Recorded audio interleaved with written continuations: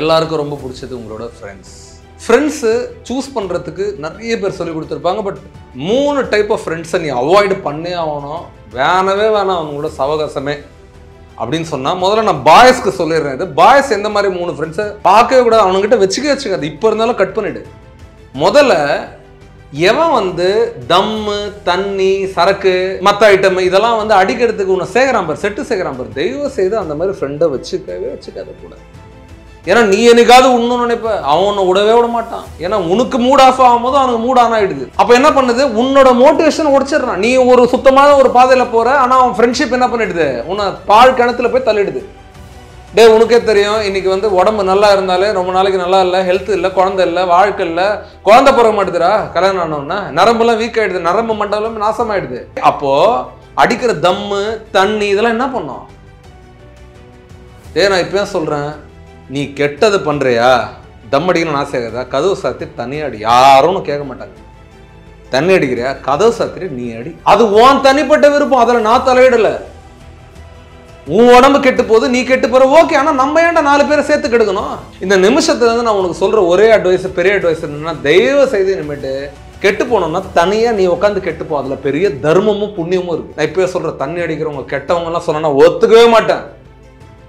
அவ்வளோ நல்ல ஹார்ட் படிச்சவங்களா இருப்பாங்க தண்ணி அடிக்கிறவங்க. யாருக்கும் துரோகம் பண்ணிருக்க மாட்டான், யாருக்கும் அவமானப்படுத்திருக்க. தண்ணி அடிக்கிறவங்க அவங்க கெட்டவங்களா இல்லை. நான் என்ன சொல்றேன், உடம்புக்கு எடுத்துக்கிறப்பான்ற, அதோட சேர்த்து இன்னும் 4 பேரை கெடுக்காத. ஸோ ஃப்ரெண்ட்ஸ் சூஸ் பண்ணும்போது அந்த மாதிரி ஃப்ரெண்டை சூஸ் பண்ணாத.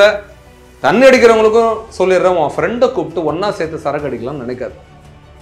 ஒரு வீடியோ இன்ஸ்டாகிராம்ல பார்த்து ரொம்ப பெருமையா குரூப்பா அடிக்கிறாங்க, கெத்தான் அது. தண்ணி அடிக்கிறது கெத்து. சரி, நான் இப்பயே சொல்றேன், கெட்டு போனா தனியா கெட்டு, யாருக்கும் சொல்லாத, கதவு சாத்தி நீ கெட்டு போ, நாசமா போ. ஆனா 4 விஷயம் நல்லது செஞ்சேன்னு வச்சு 4 பேருக்கு சொல்லு, அது தப்பே இல்லை. ஃபர்ஸ்ட் ஃப்ரெண்ட்ஷிப்பு கூப்பிட்டு குரூப்ல தண்ணி அடிக்கிற ஃப்ரெண்டு கிட்ட கொஞ்சம் தூரம் இருக்கு, தம் அடிக்கிற ஃப்ரெண்டு கிட்ட தூரம். ஆனா தம்மு தண்ணியில அடிச்சா செத்து போயிடும், அது எனக்கு தெரியாது. உன் உடம்போட கண்டிஷனை போய் டாக்டர் கிட்ட போய் கேளு. நான் உனக்கு நல்லது சொல்றேன், ஒரு பிரதரா, உன் ஃப்ரெண்டா, எப்படி வேணாலும் வச்சுக்கோ, அங்கிளா. எனக்கு எங்கேயோ ஒரு இடத்துல ஏதோ ஒன்று உன் வாழ்க்கையில் ஒரு குட்டி மாற்றம் வந்தாலும் சந்தோஷம். ஏன்னா ஃப்ரெண்ட்ஷிப் ரொம்ப இம்பார்ட்டன்ட். ஏன் இந்த விஷயத்த உண்ட சொல்றேன்னா, யார் சொல்லுவா, நமக்கு நிறைய பேர் போதையில் இருக்காங்க. இங்க எல்லா ஊர்லயுமே 6:30 மணிக்கு மேல வண்டிலாம் இப்படிதான் போகுது. அதுவும் லைட் இல்லாத ஊர்லாம் இன்னும் கஷ்டம். நீ குடிச்சிட்டு வண்டி ஓட்டி எத்தனை பேர் இன்னைக்கு ஜிஹெச்ல இருக்கான் தெரியுமா? எத்தனை பேர் தெரியுமா கேம்பெயின் அனுப்புறாங்க, இந்த சர்ஜரிக்கு 10 லட்சம் தேவை. யாரோ ஒருத்தரோட சின்ன தவறு அது ஒருத்தரோட உயிரே வாங்கிருது. தண்ணி அடிச்சுட்டு நீ செத்தா உன் குடும்பமே அழுது. நீ ஆக்சிடென்ட்ல போனா உன் நண்பர்கள் நிக்கிறாங்க, அழுதுட்டு ஹாஸ்பிட்டல்ல நிக்கிறான் எவனோ. நான் இப்பயும் சொல்றேன், இந்த பக்கத்து ஊர் ட்ரெண்ட் இங்க கொண்டு வராது. அந்த ஊர்ல குடிக்கிறான், சில படத்துலலாம் ஹீரோயிசமா கேக்குறாங்க சரக்கு, மாஸ் சரக்கு அடிச்சா மாஸ், காலேஜில் போய் குரூப்பா தண்ணி அடிச்சுட்டு சுத்தினா மாஸ், இப்படி வேட்டி ஒன்று தூக்கின்னு அப்படியே கருப்பு சட்டை ஒன்று போட்டுட்டு, என்னடா அது இல்லை மாசு. எது மேல அதிகம் ஆசை இருந்தாலும் அது வேணுமா வேணாமான்னு யோசிச்சு முடிவெடுக்கிற தெரியுது பேர், அவன் தான் மாசு. சரி, ஃப்ரெண்ட்ஷிப்பு ஃபர்ஸ்ட் ஃப்ரெண்ட்ஷிப்பு ஓகேண்ணா, நான் யோசிக்கிறேன், அந்த மாதிரி பையனை விட்டுறேண்ணா. 2வது எந்த மாதிரியான ஃப்ரெண்டு கிட்ட இருந்து நீ தூரம் வரணுன்றது அண்ணன் உனக்கு சொல்றேன்.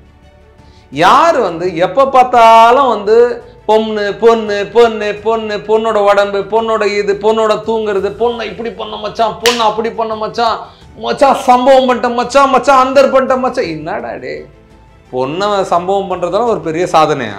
ஊர்ல நம்ம தாத்தா கூட தான் பண்ணாரு கல்யாணத்துக்கு அப்புறம். அது வேற. படிக்காத பெரியவங்க, அவங்கலாம் படிச்சவங்கடா. நீங்க ஒரு வாழ்க்கை திருமணத்துக்கு அப்புறம் ஒரு விஷயத்துல ஈடுபடுறதுல ஒரு சுவாரஸ்யமும் ஆனந்தமும் இருக்கு, அதை மறுக்கவே முடியாது உன்னால. நீ இந்த மாதிரி பேசுற ஃப்ரெண்ட்ஸோட சுத்தனா உன்னோட எண்ணங்கள் எப்படி நல்லா இருக்கும்? எப்படி நல்லா இருக்கும்? உன் தங்கச்சிக்கிட்ட அவனை கூப்பிட்டு இன்ட்ரடியூஸ் பண்ண முடியுமா? நீ உன் கல்யாணத்துக்கு கூப்பிடியா கேட்பான், உங்ககிட்டயும் உன் கல்யாணத்துக்கு அப்புறம் என்னடா பண்ண நைட்டுன்னு கேட்பான், என்ன பண்ணுவ நீ? சொல்லுவேன் அவங்ககிட்ட. அப்போ இந்த மாதிரி விஷயத்த பேசுற ஃப்ரெண்டு கிட்ட அப்பயே இந்த விட்டுற அந்த டாபிக் வேற ஏதாவது பேசுறான்னு சொல்லி ஒன்னு அவனை திருத்து, இல்லைன்னா அவன்கிட்ட இருந்து விலகு. ஓன்னு அவனுக்கு கடைசி ஒன்னும் இருக்காது. என்ன ஆகுது, ஒரு ஏஜ்ல எல்லாம் ஓன்னு இருக்கும். அது நம்ம எஜுகேஷன் அப்படி பண்ணிக்குது. இங்க ஜெண்டர் ஈக்குவாலிட்டியை ப்ராப்பராக எங்கேயுமே சொல்லி தரல. குழப்பம்தான் இந்தியாவுக்கே. இன்னும் நார்த் இந்தியாவில் இன்னும் மோசம். அம்மாவை புல்லடிக்கிறான், கொடுமை பத்துறாரு மருமகளை, மாமனார். அந்த பெண்ணுனாலே ஒரு மாதிரி கீழ்த்தரும் அவங்களுக்கு. அந்த எண்ணம் வேணாண்டான்றே. பெண்ணை நான் உயர்த்தலாம் சொல்லடா, பெண்ணை சமநிலையோட உன்ன மாதிரி ஒரு உயிர்றாங்க அவ்வளோதான். அது ரொம்பலாம் பார்த்து ரொம்பலாம் ரிசர்ச் பண்ணாத, ரொம்பலாம் பார்த்து குழம்பு போயிடாதடே. இந்த பருவம் ரொம்ப, இது வந்து சிக்கலக்கா பருவம். இது இந்த பருவத்தில் குழம்பிட்ட காலி. இந்த மாதிரி ஃப்ரெண்ட்ஸை வச்சுக்காது. ஏன்னா உன்னோட திசை திருப்பிடுவாங்க. நீ யூபிஎஸ்சிக்கு படிப்ப, அவன் உக்காந்து பார்ப்பான், tikilaka.com பார்ப்பான். இப்போல்லாம் .com பார்க்க வேணாம், இன்ஸ்டாகிராமே போதும். அதுவும் ஒரு வீடியோ நீ பார்த்துருன்னு நினச்சிக்கோ, சக்கு பக்கு சக்கு பக்கு சக்கு பக்குன்னு அதுதான் வருது. அப்புறம் எங்கே இது படிக்கிறது? நான் என்ன சொல்கிறேன், ஃபோனையும் தூரம் வை, இந்த மாதிரி மேனையும் தூரம் வை, உன் வாழ்க்கைக்கு நிம்மதி. மூணாவது, இந்த காசு கேட்குற ஃப்ரெண்ட்ஸ் பாவமாக இருக்கும். எனக்கு உண்மையாக சொல்கிறேன், அவங்க கஷ்டம் நிறைய இருக்கும் சில பேருக்கு. நான் யாரையும் இதில் குறை சொல்ல. ஆனால் தயவு செய்து அந்த மாதிரி காசு கேட்குற ஃப்ரெண்ட்ஸுக்கிட்ட தூரம் போயிடுங்க. ஏன்னா அவங்க எப்படியும் தூரம் போயிடுவாங்க உங்களுக்கு. ஆனால் இன்னொரு தடவை இந்த மாதிரி ஃப்ரெண்ட்ஸுக்கிட்ட நீங்கள் ஏமாறாதீங்க. நல்லா பேசுவாங்க, இனிக்க பேசுவாங்க, அன்பாக பேசுவாங்க. நீங்கள் உயிருன்னுவாங்க, அமுதேன்னுவாங்க, கண்ணேன்னுவாங்க, கனியேன்னுவாங்க. அப்புறம் நம்ம லைஃப்பில் டே நீ சனியண்டான்னு சொல்லி எதுக்கு காசையும் கொடுத்துட்டு கெட்ட பேரும் வாங்கி. சும்மா கூட குத்தலாம் எத்துக்கணும், கடனாக மட்டும் கொடுக்காது. கொடுக்குறன்ற நம்பிக்கை கொடுப்பானுங்க, நம்ம போய் நின்னா தண்டனை கொடுப்பாங்க. இது வேற லா. கொடுத்த காசை கேட்காதீங்க. நார்மலாக கேட்டாலே ஃபோன் எடுக்க மாட்டாங்க. நீங்கள் மிரட்டையும் கேட்கலனாலும் ஃபோன் எடுக்க மாட்டாங்க. அப்படி இருக்கும்போது எப்படி வாங்குவாங்க ஜனங்க கொடுத்த காசை? நான் இப்பயும் சொல்கிறேன், காசு கொடுத்தா தானே இந்த பிரச்சனை நடக்குது.